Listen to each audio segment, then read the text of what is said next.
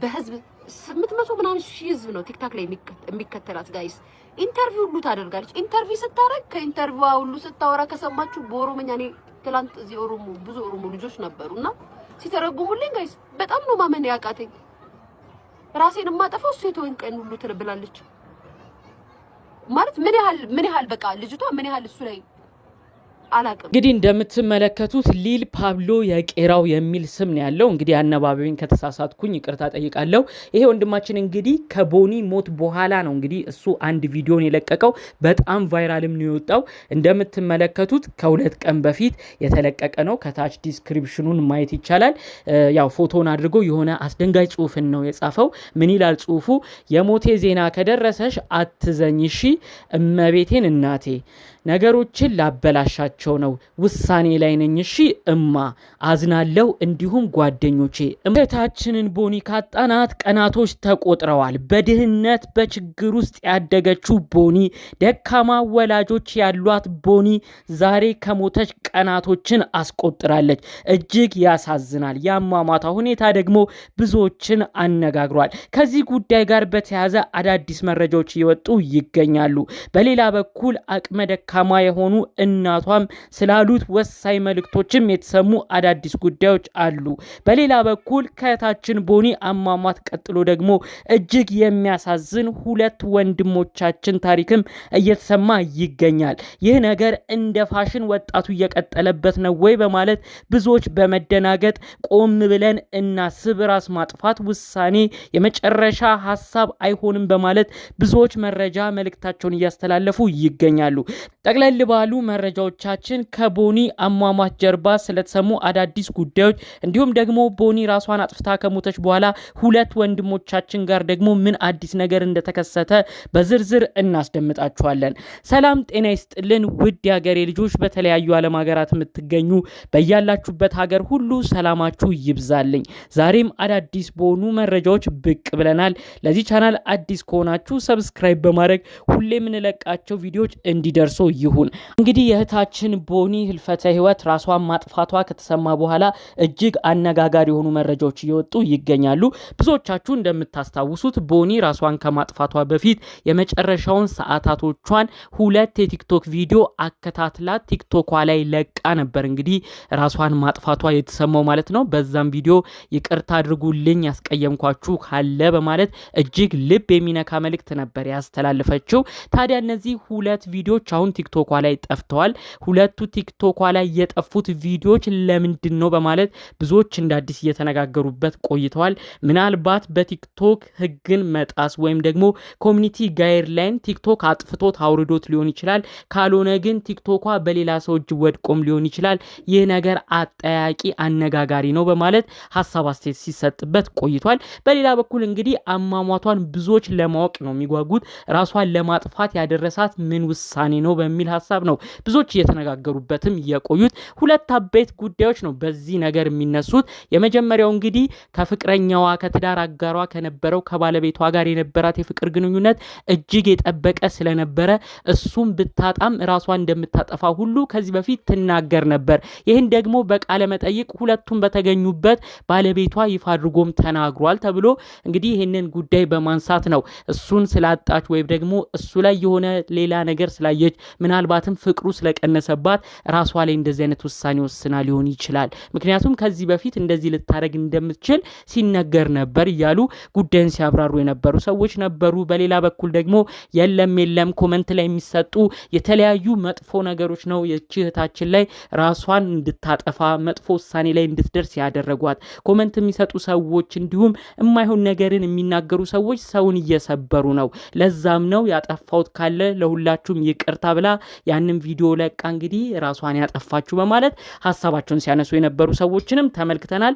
ታዋቂ ቲክቶከሮችም እንግዲህ ይህንን ጉዳይ በመደገፍ እህታችንን እንግዲህ በኮመንት በማይሆን ንግግር ነው ተሰብራ ራሷን እንድታጠፋ ያደረጋት፣ የምንኮምተውን ነገር እንጠንቀቅ በማለት ብዙ ፎሎወር ያላቸው ራሱ እንግዲህ ይህንን ሀሳብ በዚህ ነው የሞተችው እያሉ ሲናገሩ ነበር። ታዲያ ጠቅለል ባለመልኩ ደግሞ አሁን የሚሰሙ ይሄ ነገር ላይ ቆም ብለን ልናስብ ይገባል። እንዴት ከ800,000 በላይ ፎሎ ፎሎወር ያላት ቲክቶክ ላይ በደንብ የቆየች እንዲሁም ደግሞ የኮመንትንም ነገር በደንብ የለመደች እህታችን እንዴት በኮመንት ብቻ ራሷን አጠፋች ትላላችሁ? በፍጹም በዚህ አይነት መልኩ ራሷን አታጠፋም። ከዚህ ጀርባ ያሉ እውነታዎች ሊኖሩ ይችላሉ፣ መጣራት አለባቸው በማለት እንግዲህ በኮመንት በፍጹም ራሷን አታጠፋም እያሉም ደግሞ የሚከራከሩ ሰዎችን ተመልክተናል። እንግዲህ ከዚህ እህታችን ጀርባ ያሉ እጅግ የሚያሳዝኑ እናት እንዳሉ ነው መረጃዎቹ እየወጡ የሚገኘው። እናትየውም መራር ሀዘን ውስጥ እንደሚገኙም ጭምር መረጃው አብሮ እየተሰማ ይገኛል። እኚህ እናት እንግዲህ በውጣ ውረድ በችግር ልጃቸው እንዳሳደጉም ነው መረጃው ሲሰማ የቆየው። እናትየውን እንግዲህ እህታችን በፌስቡክ በተለያዩ ጊዜያቶች ላይ ትፖስታቸው ነበረ አንዳንድ ፎቶቸውንም። እንግዲህ እኚህ እናት አሁን ምን አይነት ስሜት ውስጥ እንደሚሆኑ ለማሰብ አይከብድም። ብዙዎች ራስን ስለማጥፋት የተለያዩ መረጃዎች የተለያዩ ቪዲዮዎች ሲሰሩ ኮመንት የሚያደርጉት አንድ ቃል አለ፣ ለቤተሰቦቻችን እናስብ፣ እኛ ራሳችንን አጠፋን እንባል። ነገር ግን እኛን ለማድረስ ዋጋ የከፈሉ ቤተሰቦች ምን አይነት ነገር ውስጥ ይገባሉ ከኛ ሞት በኋላ ብሎ ማሰብ ያስፈልጋል። ራስ ማጥፋት ራስ ወዳድነት ነው። ለቤተሰቦቻችን ማሰብ አለብን በማለት መልእክት የሚያደርሱ ሰዎችንም ተመልክተናል ማለት ነው። እንግዲህ የዚህች እህታችን ሁኔታ እጅግ ብዙዎችን ባስቆጨበት እጅግ ብዙዎችን ባነጋገረበት ቅጽበት ከዚህች እህታችን ቀጥሎ ደግሞ አዳዲስ የተሰሙ ሌላ እጅግ አስደንጋጭ መረጃዎችም እየወጡ ይገኛሉ። አንድ ወንድማችን እንግዲህ ራሱን እንደሚያጠፋ ገልጾ ተናግሮ እሱም እንዳጠፋ መረጃው ተሰምቷል። በመቀጠል ደግሞ አንድ ቲክቶክ ላይ ራሱን ለማጥፋት እየተዘጋጀ ያለ ወንድማችንንም ተመልክተናል። እስቲ የሱን ደግሞ ላስቃኛችሁ። እንግዲህ እንደምትመለከቱት ሊል ፓብሎ የቄራው የሚል ስም ነው ያለው። እንግዲህ አነባበቤን ከተሳሳትኩኝ ይቅርታ ጠይቃለሁ። ይሄ ወንድማችን እንግዲህ ከቦኒ ሞት በኋላ ነው እንግዲህ እሱ አንድ ቪዲዮን የለቀቀው፣ በጣም ቫይራልም ነው የወጣው። እንደምትመለከቱት ከ2 ቀን በፊት የተለቀቀ ነው። ከታች ዲስክሪፕሽኑን ማየት ይቻላል። ያው ፎቶን አድርጎ የሆነ አስደንጋጭ ጽሁፍን ነው የጻፈው። ምን ይላል ጽሁፉ? የሞቴ ዜና ከደረሰሽ አትዘኝ እሺ እመቤቴን እናቴ፣ ነገሮችን ላበላሻቸው ነው፣ ውሳኔ ላይ ነኝ እሺ እማ፣ አዝናለሁ፣ እንዲሁም ጓደኞቼ እማቃችሁ በሙሉ በማለት አንድ የቲክቶክ አካውንትን ሜንሽን አድርጎ ማን ብሎ ጽፎበታል ማለት ነው። ይህ ወንድማችን እንግዲህ በውሳኔ እባክሽ ይቅርበኝማ፣ ነገሮችን ላበላሽ ነው፣ እዚህ ላይ ደርሻለሁ፣ በጣም አዝናለሁ፣ እንግዲህ የሞቴን ዜና ከሰማሽ እንዳታዝኝብኝ የሚል መልእክት ነው እንግዲህ ያጋራው። ታዲያ በዚህ መልእክትም ኮመንት ላይ ብዙዎች የተለያዩ ሀሳብ አስተያየት እየሰጡ ይገኛሉ። ተስፋ አትቁረጥ ወንድሜ፣ ስውሯ ማርያም ሂድ፣ ሁሉም ያልፋል፣ የማያልፉ የሚመስሉ ነገሮች የሚላለ የማይገባ ኮመንት የሚጽፉ ሰዎችንም ተመልክተናል። መልካም ረፍት እሺ ብሎ እንግዲህ የማይገቡ ቃላቶችን የሚሰጡ አሉ። እኔም በቅርቡ አሁን የቦኒ ቪዲዮዎች ላይ ራሱ ብዙዎች የተደናገጡበት አንድ ክስተት አለ። ቦኒ እንግዲህ ራሷን ወደ ማጥፋት ልትሄድበት በነበሩበት ቅጽበት ላይ በለቀቀቻቸው ቪዲዮ እጅግ አስደንጋጭ የሆኑ ኮመንቶች ነበር ሲሰጡ የነበረው። ጥሩ የውሳኔ ሰው ነሽ፣ እኛንም እንደዚህ አስጨክኝን፣ እኛም ወደዛው ነን፣ ነገ ወደ አንቺ ነን፣ ደስ የሚል ውሳኔ ነው የሚል ነው እንግዲህ ኮመንት ሲሰጡ የነበሩ ብዙ አስደንጋጭ ነገሮችን የተመለከት ነው። እዚህ ወንድማችንም እንግዲህ የኔም ውሳኔ ይሄ ነው የሚል አለ።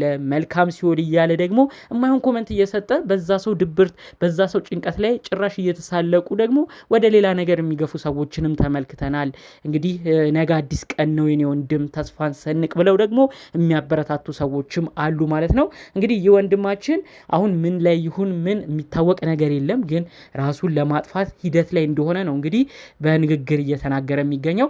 እንግዲህ ከሰሞኑ እየተሰሙ ባሉት ጉዳዮች ብዙዎች በመደናገጥ እጅግን በማዘን ስሜት ውስጥ በመሆን ነው እንግዲህ እንደዚህ አይነት ውሳኔዎች ጥሩ እንዳልሆኑ፣ ህይወት ብዙ አማራጭ ብዙ የሚታለፉ ነገሮች እንዳሏት በመናገር ጭምር እንግዲህ ሰዎችን ማበረታታት ያስፈልገናል። ተስፋ በሚቆርጡበት ሰዓት ተስፋ እንዳይቆርጡ ማድረግ ያስፈልገናል። አንድ ሰው ወዶ ፈቅዶ ራሱን አያጠፋም።